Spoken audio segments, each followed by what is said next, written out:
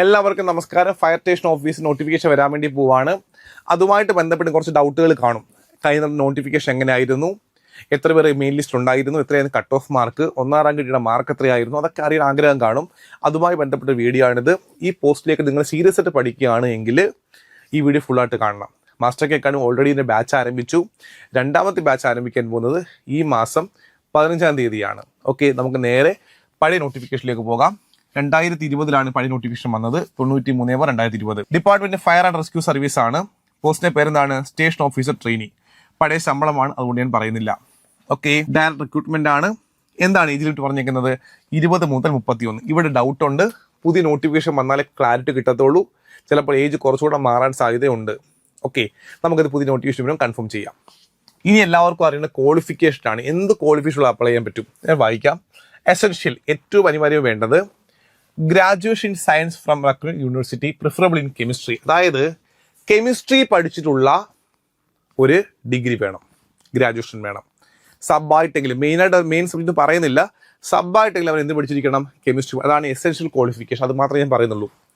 Okay, അല്ലാതെ നിങ്ങൾ preferable പറയുന്നുണ്ട്, A good records in sports and games പറയുന്നുണ്ട്. പക്ഷേ എസെൻഷ്യൽ ക്വാളിഫിക്കേഷൻ എന്താണ്? ഒരു ഡിഗ്രി വേണം, സയൻസ് ഡിഗ്രി വേണം, അവിടെ കെമിസ്ട്രി നിങ്ങൾ പഠിച്ചിരിക്കണം. അതാണ് ഏറ്റവും പ്രധാനമായിട്ട് പറയുന്ന കാര്യം.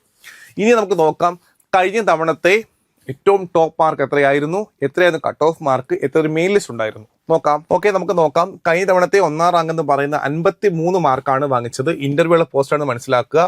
ഓക്കെ, പിന്നെ എക്സ്ട്രാ വെയിറ്റേജ് മാർക്കുകളും പോയിട്ടുണ്ട്. ഞാൻ തിയറി മാർക്ക് മാത്രമേ പറയുന്നുള്ളൂ. 53 മാർക്ക് പിടിച്ച് വിനീതിലായിരുന്നു ഒന്നാം റാങ്ക് കിട്ടിയിരിക്കുന്നത്. രണ്ടാം റാങ്കിന്റെ മാർക്ക് 52.33. അനന്തൂരാണ് മൂന്നാം റാങ്ക് കിട്ടിയിരുന്നത് 50.67. ഓക്കെ, അപ്പൊ നമുക്ക് നോക്കാം ആകെ എത്ര പേര് ലിസ്റ്റ് ഉണ്ടായിരുന്നു നമുക്ക് നോക്കാം. അവിടെ ആകെ 28 പേരാണ് ആകെ ലിസ്റ്റ് ഉണ്ടായിരുന്നത്.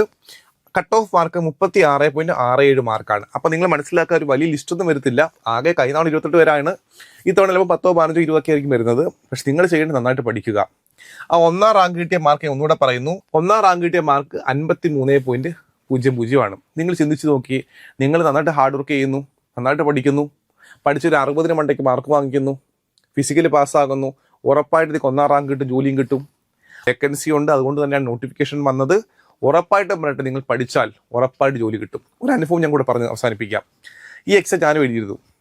എക്സാം ഹാളിൽ നിന്ന് ഇറങ്ങി ഞാൻ ഫോൺ ഓൺ ചെയ്തപ്പം ഒരുപാട് മെസ്സേജുകൾ, സാർ നമ്മൾ പഠിപ്പിച്ച കുറേ കാര്യങ്ങൾ വന്നു, ആ സ്പെഷ്യൽ ടോപ്പിക്കിൽ നിന്നുള്ള ഒരുപാട് ചോദ്യങ്ങൾ റിപ്പീറ്റ് ചെയ്ത് വന്നു. അപ്പോൾ അതുകൊണ്ട് പറയട്ടെ, ഞങ്ങൾ ഫോക്കസ്ഡായിട്ടാണ് പഠിപ്പിക്കുന്നത്. നമ്മുടെ പുതിയ ബാച്ച്, മാസ്റ്റർ കെ അക്കാഡമി പുതിയ ബാച്ച് ഈ മാസം 15-ാം തീയതി, ജൂൺ 15-ാം തീയതി ആരംഭിക്കാൻ വേണ്ടി പോവാണ്. എത്രയും പെട്ടെന്ന് പുതിയ ബാച്ച് ജോയിൻ ചെയ്യുക. ഇപ്പോൾ തന്നെ ഒരു ബാച്ച് കംപ്ലീറ്റ് ആയി, സെക്കൻഡ് ബാച്ചാണ് ആരംഭിക്കാൻ വേണ്ടി പോകുന്നത്. സെക്കൻഡ് ബാച്ചിലേക്കാണ് അഡ്മിഷൻ എടുക്കുന്നത്.